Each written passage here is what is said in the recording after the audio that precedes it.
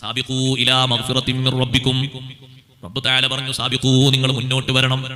ഇലാ മഗ്ഫിറത്തിൻ മിർ റബ്ബിക്കും, നിങ്ങൾ റബ്ബിൽ നിന്ന് നിങ്ങൾക്ക് മഗ്ഫിറത്ത് ലഭിക്കുന്ന കാര്യങ്ങളിലേക്ക് മുന്നോട്ട് വരണം. അല്ലാഹുവിൽ നിന്ന് മഗ്ഫിറത്ത് ലഭിക്കുന്ന കാര്യങ്ങൾ എന്തൊക്കെയാണ്? അതിലേറ്റവും പ്രധാനപ്പെട്ട സംഗതിയാണ്. പക്ഷെ അത് പറഞ്ഞാൽ ആളുകൾ സ്വീകരിക്കുമോ എന്നറിയില്ല. എന്നാലും ബാധ്യത എന്ന നിലക്ക് പറയട്ടെ, അല്ലാഹുവിന്റെ മഗ്ഫിറത്ത് ലഭിക്കുന്ന ഏറ്റവും പ്രധാനപ്പെട്ട ഒരു കാര്യമാണ് മറ്റുള്ള ആളുകളിൽ നിന്ന് ഉണ്ടായിത്തീർന്ന അബദ്ധങ്ങൾ, അപക്വമായ വാക്കുകളും ശൈലികളും മാപ്പ് ചെയ്തു കൊടുക്കുക.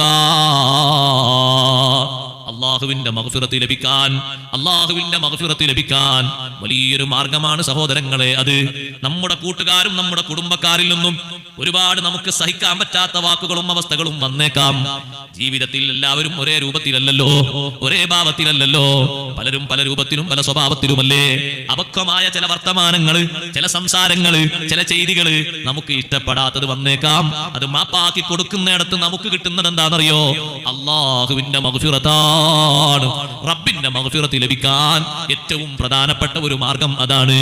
അതുകൊണ്ടല്ലേ ലോകത്തിന്റെ നേതാവ് മുഹമ്മദ് റസൂലുള്ളാഹി സ്വല്ലല്ലാഹു അലൈഹി വസല്ലം തങ്ങൾ തെരഞ്ഞെടുത്ത ഏറ്റവും നല്ല വഴിയും അത് തന്നെയല്ലേ? കൂക്കി വിളിച്ച് അനാവശ്യങ്ങൾ പറഞ്ഞ് കല്ലെറിഞ്ഞ് ഒന്നും സ്വീകരിക്കാതെ ത്വായിഫിന്റെ തെരുവീതിയിൽ വെച്ച് നബി സല്ലല്ലാഹു അലൈഹി വസല്ലം തങ്ങളെ സ്വന്തം കുടുംബക്കാർ തന്നെ വേട്ടയാടിയപ്പോ മുത്തുനബി സല്ലല്ലാഹു അലൈഹി വസല്ലം പ്രാർത്ഥിച്ചത്, അല്ലാഹുമ്മ ഗ്ഫിർ ലി ഖൗമി, അല്ലാഹുമ്മ ഹ്ദി ലി ഖൗമി ഫഇന്നഹും ലാ യഅലമൂൻ. എന്റെ ഖൗമിന് നീ മാപ്പ് കൊടുക്കണേ അല്ലാ, പുറത്തു കൊടുക്കണേ അല്ലാ.